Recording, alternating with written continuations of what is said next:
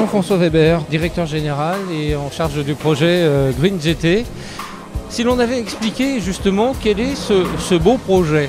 Alors ce beau projet, c'est à la base l'idée d'utiliser le sport automobile pour montrer qu'il y a des alternatives au pétrole et au diesel. Alors quelle est l'alternative retenue pour cette voiture? Alors assez exceptionnelle quand même, déjà au niveau design, mais bon, bien sûr dans son mode de propulsion aussi. Alors son mode de propulsion fait qu'elle est exceptionnelle pour le design, puisque finalement, à travers le nouveau mode de propulsion qui est l'hydrogène, on a été obligé de repenser complètement la voiture, d'où un design différent. Quelles sont les complications justement ou les revers techniques de la pile à combustible pour permettre de concevoir une voiture? Les revers ne sont pas forcément des revers. La pile à combustible existe depuis très longtemps, en 1836 pour l'invention de la pile à combustible, 1899 pour la première pile à combustible en fonction, et depuis l'aérospatiale, les Apollo et les navettes spatiales n'utilisent que ça pour générer de l'électricité. Donc ce sont des choses qui sont éprouvées et fiables. La seule chose, c'est qu'aujourd'hui on doit comprimer des gaz pour pouvoir les stocker, et jusqu'à présent c'était plus simple de mettre un liquide dans un réservoir plutôt que de comprimer des gaz. Alors la voiture c'est conçue de quelle manière en fait? Elle s'est conçue sur une idée que nous avons eue il y a un peu plus de 4 ans avec mes associés et amis. Et on avait dès le début envie de faire ce projet. On a lancé donc des études pour voir quelles étaient les possibilités d'intégrer une pile à combustible et d'avoir une pile à combustible suffisamment puissante pour pouvoir avoir la puissance nécessaire pour propulser une voiture de course. Et donc ensuite nous avons lancé le projet. On a commencé d'ailleurs par intégrer des batteries pour apprendre ce que c'était que la propulsion électrique. Et une fois que la pile à combustible nous satisfaisait au niveau puissance, on a décidé d'aller un pas plus loin et de faire la voiture que vous avez vue et qui est présente aujourd'hui. Alors, cette voiture a quand même des caractéristiques aéro et techniques assez particulières, un look très particulier aussi.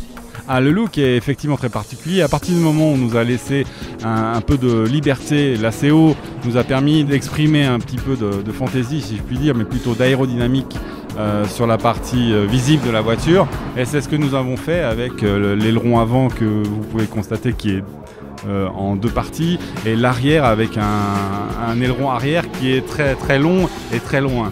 Donc le but du jeu pour nous c'était de tester de nouvelles solutions aérodynamiques.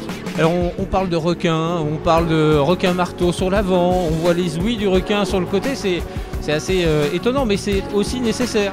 Alors c'est un hasard, hein. On s'est aperçu effectivement que le nez ressemble effectivement à un requin marteau et que les ouïes que nous avons mis pour refroidir font penser à des ouïes de requin. Mais à la base, c'était pas du tout volontaire. Le refroidissement qui est spécifique pour la pile à combustible a été mis sur le haut de la voiture, alors que la plupart des voitures de course ont les refroidissements dans les pontons. Et donc, comme il faut refroidir en haut, vous avez ces ouïes et automatiquement la relation avec le requin se fait d'elle-même. Pourquoi faut-il s'attendre en termes de performance et pour le pilote, quelles seront les difficultés à gérer éventuellement ou le mode de pilotage à adapter?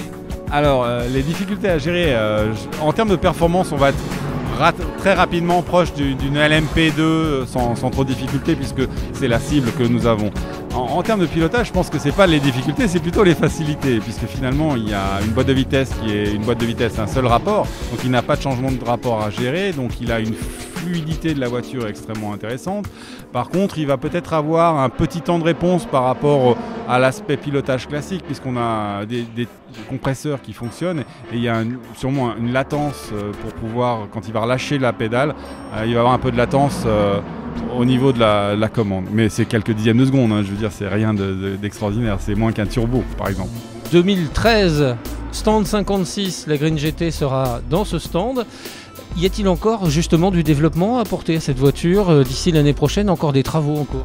C'est clair, du fait que nous savons maintenant que nous avons l'opportunité de faire les 24 heures du Mans en 2013, le programme se charge de fait, puisque là on va commencer à traiter les aspects endurance sur la voiture. Aujourd'hui on a fait des tests, c'est clair, mais on n'est pas allé faire de l'endurance. Donc là maintenant on va penser endurance, 24 heures et mettre au point la voiture pour ce type d'épreuve. Alors important de parler des hommes qui ont conçu ce projet. Combien d'équipes, combien de personnes ont travaillé à élaborer cette voiture? En tout, si j'intègre les partenaires, on est une 60aine de personnes. Ce qui est tout à fait correct pour un tel projet. Il a un coût vraisemblablement aussi. Le développement est aussi très coûteux également. Oui, on a aujourd'hui un budget de 5 millions pour faire cette voiture et on respecte tout à fait le budget qui a été défini et on est très content parce que finalement pour avoir une voiture totalement innovante, c'est quand même relativement peu. Toujours la question, quand on a une voiture qui va prendre possession de la piste dans un an, on se demande mais qui seront les pilotes? Je me pose la même question que vous. Aujourd'hui, on ne peut pas répondre à cette question puisque, comme on l'a dit en conférence de presse, l'objectif maintenant c'est de développer la voiture au niveau sportif et ce développement va automatiquement amener les questions qui vont nous permettre de définir les pilotes adaptés à la conduite de ce véhicule. En termes de sécurité, si l'on aborde la question, est-ce que l'hydrogène pose des difficultés particulières? Alors aucune, étonnamment, l'hydrogène est moins dangereux que l'essence. Je cite les pompiers qui ont participé à l'homologation de la voiture dans un certain sens.